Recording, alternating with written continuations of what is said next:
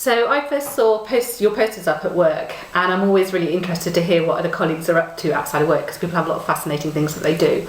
And also I'm always looking out for something different for my son to do, because he struggles with traditional activities. Aidan's 10 and he's severely autistic, which means his brain is wired differently to other children and he thinks differently. An example of that is that recently he asked me if I could have wished for anything, what would I wish for? And I thought he'd probably say he wanted a new Lego kit or something like that. So I said, I really fancy a nice cold glass of white wine. And he turned to me and he looked at me and he goes, Mummy, I wish there was nobody poorer than anybody else, because that's not very fair.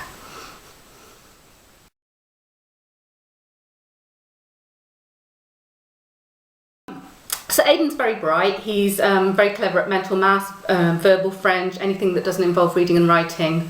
But he has physical problems with anything that is more to do with traditional education, which can make him feel a bit stupid in the classroom. For example, if he's being asked to write something, there's a number of kind of physical barriers for him to be able to write, like a neurotypical child could. So he struggles to hold the pencil because he has poor motor control. He struggles to form the letters. He doesn't know how to spell words. His thoughts get all muddled. He can't sit still, he's constantly fidgeting because his brain wants sensory input, and he's constantly distracted by light and noise and other children. So just actually being able to do the fundamentals of reading and writing, which are so basic to being able to do anything else in education, makes him feel quite low about himself and his abilities. He did say to me recently, he said, I worry I'm not getting as smart as fast as my peers. So he's very aware of it as well. Because he's so bright, bless him.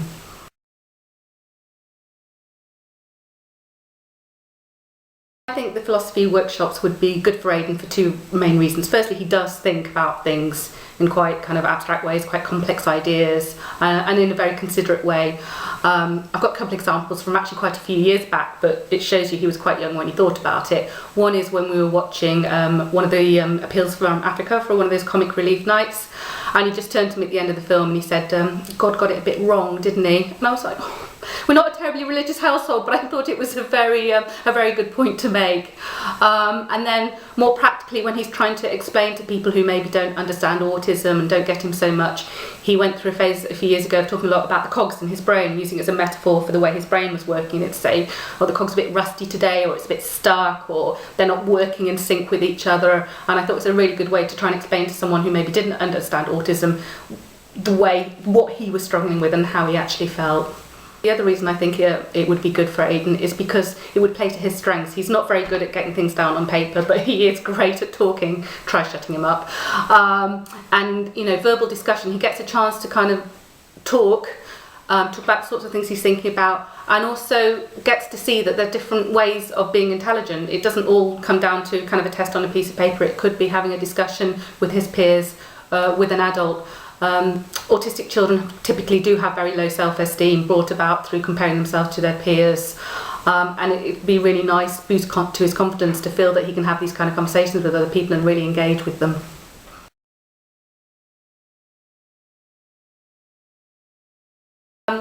I think it's a really good idea to get children thinking about philosophy, because I think they think about things a lot more than we give them credit for. I've given you some examples of the sort of things that Aidan thinks about.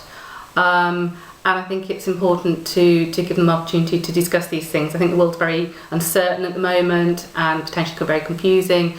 And it's good to give them somewhere where they can talk about these things. And also I think it's really important for them to understand that there are different viewpoints and different viewpoints are acceptable, because a lot of people in this world maybe don't think that way. So I think that's a very important lesson to learn. And also to give them a kind of a framework for the sorts of things they're thinking, these big scary ideas, to give them something that helps balance the fact that they're maybe not mature enough to deal with some of these ideas. So I think from that point of view it could be really useful. The other thing I find really interesting is that at school, you know, a while back now, I was largely taught by rote, learning facts, regurgitating them for exams.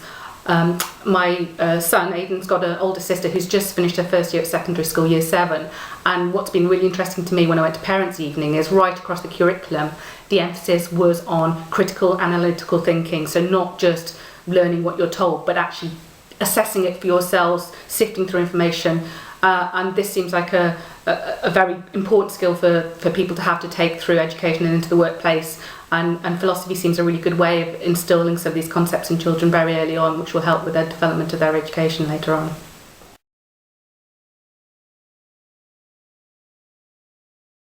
I'm not concerned about the sorts of things you'll discuss, because I know you're not going to try and influence the way children think and enforce your viewpoint on them. I'd like to see you try, because kids can be pretty forceful in what they like to think about, but also, you know, that's not the point of the workshops. You want them to be able to express their own opinions, so if you're going to shout those down, you're not going to get the success that you're looking for. I also think that children do get exposed to these ideas, so saying, or maybe they're not old enough to be exposed to some things. I think they are anyway, whether it's through media nowadays, or even if parents are very, very careful. You know, the things that children comes back from school with that they've talked about in the classroom or in the playground with their peers, and you can't control that. So giving them a safe space with an adult that can kind of control and marshal this conversation and make them feel secure in these big ideas, and talk about it maybe in an abstract way rather than a kind of a real concrete way of, you know, news events or anything like that.